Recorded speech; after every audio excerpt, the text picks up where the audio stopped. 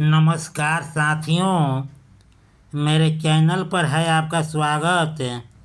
मिलेगा यहाँ कॉमेडी का तड़का, टेंशन मुक्त राहत। कृपया बारीकी से ध्यान दीजिए। आज का कंटेंट सामाजिक कोड है, जिसे दूसरे शब्दों में हम दहेज कहते हैं। उसका दूसरा रूप स्वागत अब अंगड़ाई लेकर हमारे सामने खड़ा है। लेकिन जब बारीकी से देखा गया तो मामला कुछ और निकला। जैसे हम आज अंग्रेज़ों से लड़ाई लेकर उनसे निजात तो पा लिए, लेकिन एक दूसरे के अधीन हो गए। दहेज आज स्वागत के अधीन है। कुछ लोग कहते हैं कि इससे बढ़िया तो वही राज था जहाँ सबका कद्र होता था। आज दुल्हन ही दहेज है, दहेज से परहेज है, बस स्वागत कीजिए। अब उनका कैसा स्वागत होना चाहिए, वे क्या चाहते हैं, इसके लिए इस वीडियो को अंत तक देखना होगा। पसंद आए, चैनल को सब्सक्राइब नहीं किए हैं तो सब्सक्राइब कीजिए। एक सवाल, मैं प्रतिदिन शाम को 7:30 बजे यूट्यूब पर अपना वीडियो अपलोड करता हूँ। उस समय आप लोग मेरे चैनल पर आ जाते हैं, इसके लिए दिल से आभार। कंटेंट जो देखेंगे सुनेंगे उसका टाइटल है स्वागत संभव नहीं है। बस आपके दरवाजे पर कोई नया रिश्ता लेकर जाए और अगला दहेज के नाम पर ये कहे बस ढंग से स्वागत हो जाए, तो और क्या चाहिए। मुझे कुछ नहीं चाहिए, मैं तो दहेज के खिलाफ हूँ। दुल्हन ही दहेज है, इसके अलावा साथ साथ उनके सारी वस्तुओं चीज़ों से परहेज है। बस आप अच्छी तरह स्वागत कर दीजिए। आज समाज में जब इस तरह का स्लोगन सुनने को मिलता है तो सुनकर काफ़ी आनंद आता है। आम जनता का चेहरा खिल जाता है।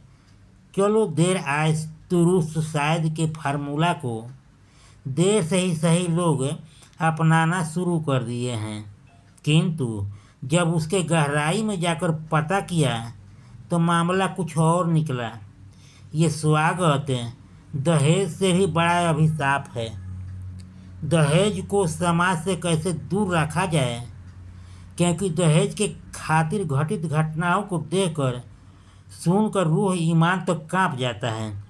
लेकिन गहराई से विश्लेषण कीजिए तो यहाँ एक नया अध्याय, नया लेसन शुरू हो गया है।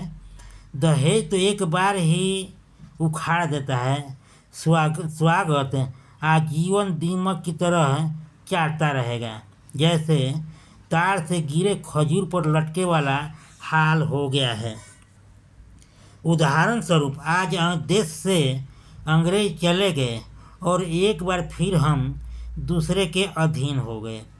लोग बाग आज भी कहते हैं इससे बढ़िया अंग्रेज थे, पढ़े लिखे थे, तेज थे, जो जैसा उस हिसाब से उसका आदर करते थे। किंतु आज का आलम यह है कि आज़ाद होते हुए भी पराधीन है। आज यहाँ बड़ा छोटा निम्न के फार्मूला पर सरकार ये समाज चल रही है। जिसको जैसा जहाँ मिल रहा है निकल रहा है। मात्र कहने भर का लोकतंत्र है। जनमानस आज भी याद करके कहती है इससे तो वही अंग्रेजों वाला राज बढ़िया था, सुकून की जिंदगी जी रहे थे। उसी तरह स्वागत के जगह दहेज ही बढ़िया है।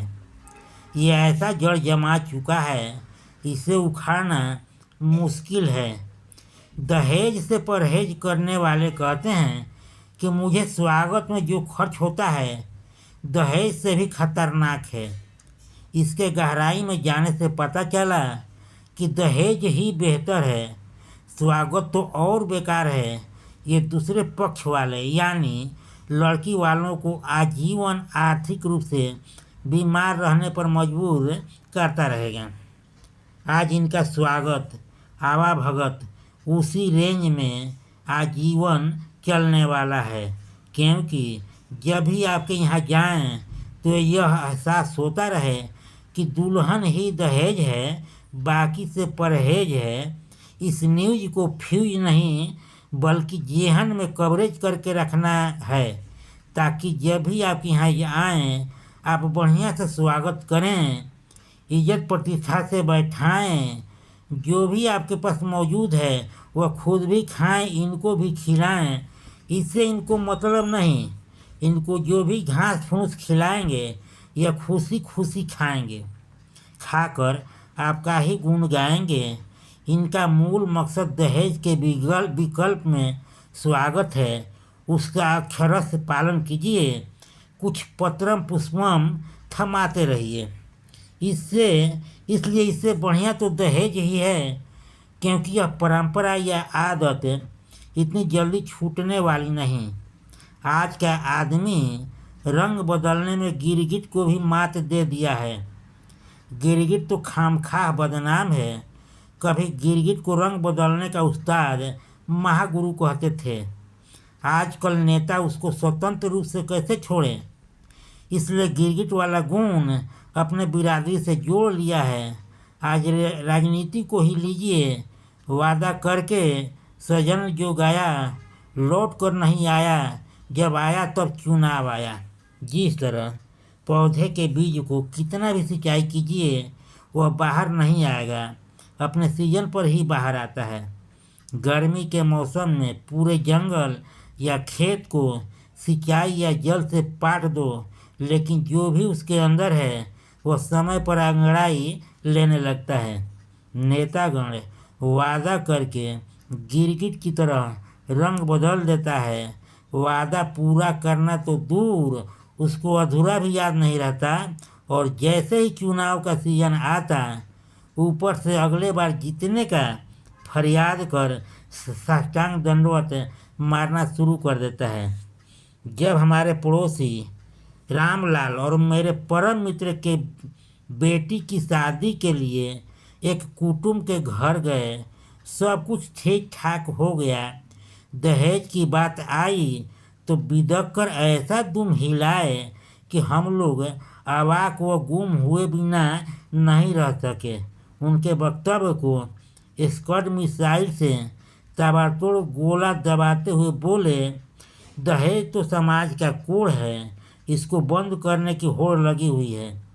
मैं तो बस इतना ही चाहता हूँ हमारे लोगों का आपके दरवाजे पर अच्छी तरह आवभगत व यादगार स्वागत हो, ताकि दहेज का नामो निशान सदा सदा के लिए मिट जाए। दहेज मुझे नहीं चाहिए, रहने दीजिए। प्रत्युत्तर में हमेशा से बेबाक मेरे मुंह से अकस्मात वक्तव्य का गोला निकल गया और सीधे लड़के के बाप के ऊपर फोड़ दिया। इस पर उन्होंने कहा कि बस मेरे लिए दुल्हन ही दहेज है, आप बारातियों का स्वागत कीजिए, जिससे जो मेरे मेहमान हैं उन पर विशेष ध्यान दीजिए। बस उनको ढंग से माला पहना दीजिए। प्रत्येक माला के साथ कम से कम 25,000 कैश अटैच रहे तो सोने पे सुहागा। मेरे रिश्तेदारी में ऐसे 20-22 लोग होंगे, जो 2-4 और भी बढ़ सकते हैं। बस हमको कुछ नहीं चाहिए। सारी बातें सुनकर मुझे लगा कि यह राजनीतिक बंदा जरूर धंधा वाला है, इधर से नहीं तो उधर से चंदा वसूलने वाला है।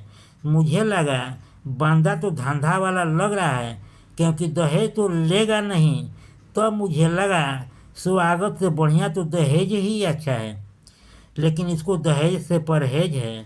मैं अपने दोस्त को इससे इशारे में पूछ कर जवाब दिया, भाई इस तरह का भव्य स्वागत हम लोगों से संभव नहीं है, इजाज़त दीजिए। कंटेंट समाप्त हुआ। एक बेहद ज़रूरी सुझाव, आप पर किसी प्रकार का नहीं है दबाव, आपका और मेरा बना रहे मधुर व्यवहार। इस कॉलम को कीजिए पूरा, क्योंकि लाइक सब्सक्राइब किए बिना संबंध रह जाता है अधूरा। लाइक सब्सक्राइब करके कीजिए इसको पूरा। एक बार फिर से आप सभी को तहे दिल से नमस्कार। मेरे चैनल को देते रहिए भरपूर प्यार।